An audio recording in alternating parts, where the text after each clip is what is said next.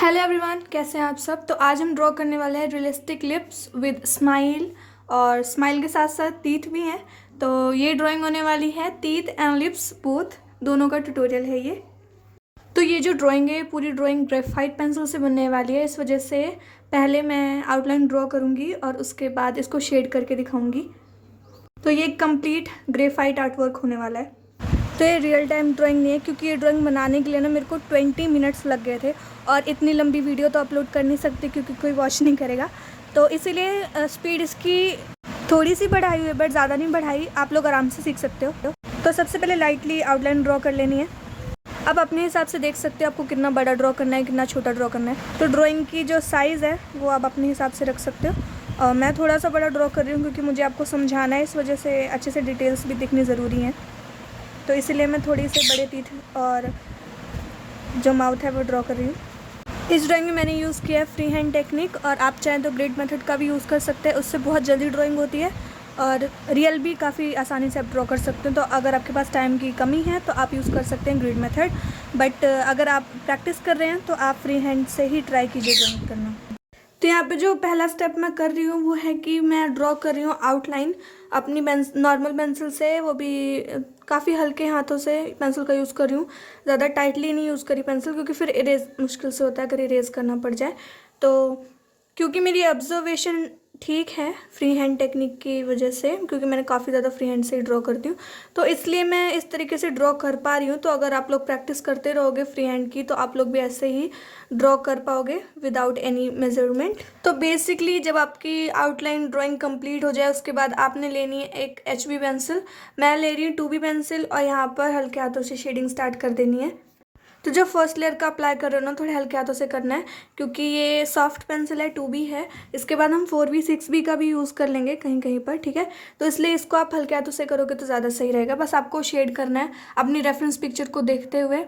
सारी जगह पे जो टीथ के बीच में जो स्पेस है, मतलब माउथ थोड़ा सा खुला हुआ है ना, इस वजह से, तो उस हिसाब से देखते हुए जो डार्क डार्क एरियाज हैं उनको अच्छे से डार्क करना है। और आपको तो पता ही होगा कि ड्राइंग में डार्क और लाइट एरियाज़ का कितना ज़्यादा इंपॉर्टेंस होता है, कितना ज़्यादा इंपॉर्टेंट होते हैं ये areas.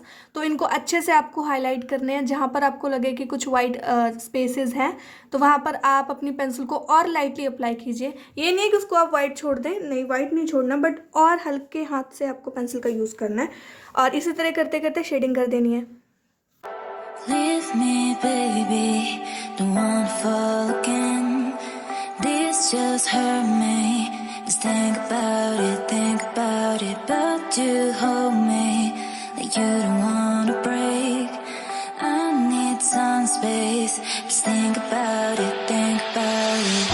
Maybe separate is better. I will love you till forever. तो अब जो लोअर लिप्स हैं उनको हमने करना है शेड, और सेम टेक्निक मैंने जो कहा था। और यहाँ पर क्योंकि लोअर जो लिप्स हैं उस पर कई जगह पे लाइट पड़ रही होती है, तो इस वजह से आप चाहें तो थोड़ा सा वाइट छोड़ ही दीजिए नीचे की तरफ। अगर नहीं छोड़ना, मेरी तरह करना है, तो जैसे मैंने शेड कर डाला है वैसे आप शेड कर डालिए। और क्योंकि हम लोग इरेज़र का यूज़ करेंगे ही ना बाद में, तो हाईलाइट हम इरेज़र से दे लेंगे, और इरेज़र से बहुत अच्छे से दी जा सकती हैं हाईलाइट्स। तो अब मैं यूज़ कर रही हूँ इस ब्रश का, और ब्रश से मैं अच्छे से जो मैंने ड्राइंग की है उसको मैं अच्छे से ब्लेंड कर रही हूँ। पेंसिल का जो टेक्सचर है उसको स्मूथ करने के लिए। और आप चाहें तो आप यूज़ कर सकते हैं पेपर स्टम्प का, और पेपर स्टम्प नहीं हो तो आप यूज़ कर सकते हैं मेरी तरह ही कोई सॉफ्ट ब्रश, या फिर पेपर जो नैपकिन होती हैं उसका यूज़ कर सकते हो। तो अभी क्योंकि फर्स्ट लेयर हो चुकी है, अब सेकंड लेयर के लिए मैं यूज़ कर रही हूँ ये 6B पेंसिल। ये 2B से तो डार्क है, 4B के बाद आती है 6B, तो ये काफ़ी डार्क पेंसिल है। और इसका यूज़ करके जो मैं टीथ के जो अंदर वाले एरियाज़ हैं उसको पहले अच्छे से डार्क कर रही हूँ, और ताकि थोड़ा सा अच्छा लुक आने लग जाए। और अभी आपको लग रहा होगा कि ये कैसा बना हुआ है, बट धीरे धीरे, यही तो टेक्निक होती है एक आर्टिस्ट के अंदर, यही तो टैलेंट होता है कि वो किसी भी ड्राइंग को अगली से कैसे उसे ब्यूटीफुल बनाना है। ये आर्टिस्ट के अंदर एक टैलेंट होता है, तो वही हम करेंगे। तो फिर अगर आप मेरे साथ साथ ड्राइंग कर रहे हो कोई पेज लेके, तो फिर आपने इतना पोस्चर जो ड्राइंग का है वो कंप्लीट कर लिया होगा। अब चलिए नीचे की तरफ बढ़ते हैं। जो लोअर लिप्स हैं और अपर लिप्स हैं उन पे भी शेडिंग शुरू कर देते हैं। तो अभी इसी पेंसिल से ना मैं जो डार्क डार्क एरियाज़ हैं उनको फिर से डार्क कर रही हूँ। ये हाइपर रियलिस्टिक ड्राइंग नहीं है, इस वजह से ज़्यादा इसमें डिटेलिंग देने की ज़रूरत नहीं है। ये एक नॉर्मल ड्राइंग है, रियलिस्टिक कह सकते हैं, हाइपर रियलिस्टिक नहीं है, ठीक है।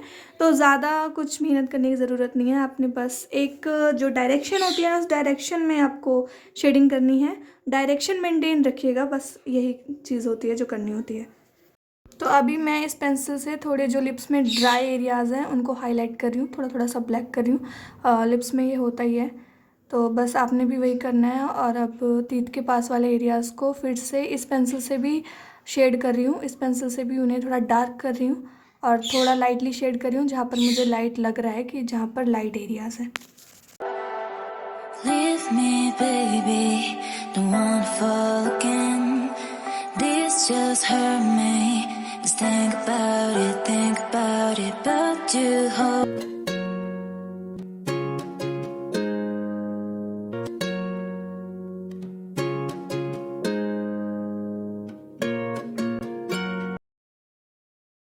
तो अभी इतना पार्ट शेड हो चुका है। अब जो नेक्स्ट है, जो नेक्स्ट ड्राइंग में हमें करना है वो है ये कि नीचे की लिप्स में थोड़ी डिटेलिंग्स देनी है। जो ड्राई लिप्स मैंने कहा था, ड्राई लिप्स का टेक्सचर देना थोड़ा ड्राइंग में, तो उसके लिए मैं इसी 6B पेंसिल से थोड़ी बहुत जगह पे यूँ लाइन सीधी सीधी लगा के उसको as a dry lip shade करने का ट्राई कर रही हूँ, ठीक है। You don't wanna break. I need some space. Just think about it, Maybe separate is better.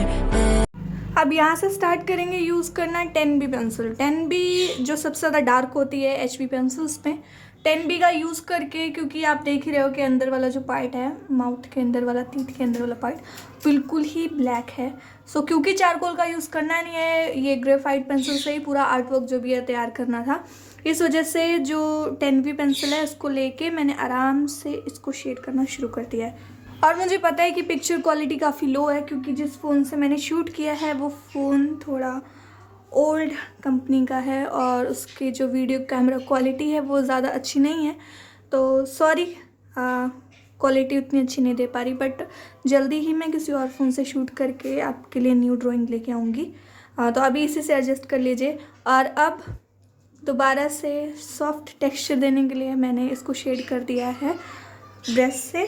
अब इसके बाद जो नेक्स्ट फाइनल वाला आता है वो है कि हाइलाइटिंग। तो पहले तो साफ़ कर लिया, थोड़ा सा टीथ वाला पार्ट ज़्यादा ब्लैक हो गया था, और उसके बाद दोबारा ब्रश से उसे नेचुरल जो कंडीशन होनी चाहिए उसमें मैं लेके आई हूँ। अब यूज़ करेंगे यहाँ पर हम लोग ये मोनो ज़ीरो इरेज़र का, और इसका यूज़ करके अब हाइलाइट्स देने हैं, ठीक है। तो हाइलाइटिंग के काफ़ी तरीके होते हैं, एक ये मोनो ज़ीरो इरेज़र का होता है, एक आप नॉर्मल इरेज़र से हाईलाइट दे सकते हो, ठीक है। और एक है कि आप यूज़ कर सकते हो ग्लास पेंसिल्स का, तो उसका भी यूज़ करके मैं आपको बताऊंगी। और जहाँ जहाँ पर मुझे लग रहा है कि ज़्यादा ही डार्क हो गया है ना, वहाँ पर मैं दोबारा से पेंसिल का यूज़ करके इसे अच्छे से हाईलाइट करने का ट्राई कर रही हूँ, ताकि आप लोगों के लिए सही से ट्यूटोरियल बन सके।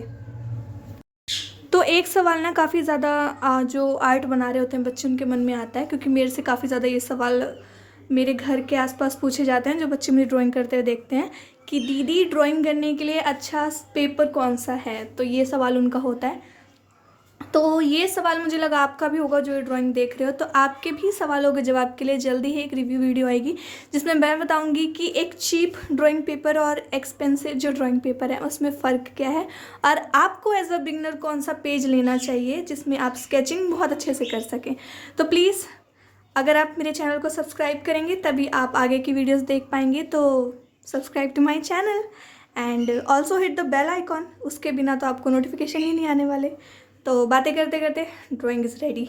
तो जो मेरा इरेज़र पेन है, इसके हेल्प से मैंने हाइलाइट्स दे दिए हैं, और बाकी मैं आपको यूज़ करके बाकी मटेरियल्स भी बताऊँगी जिससे आप हाईलाइट दे सको।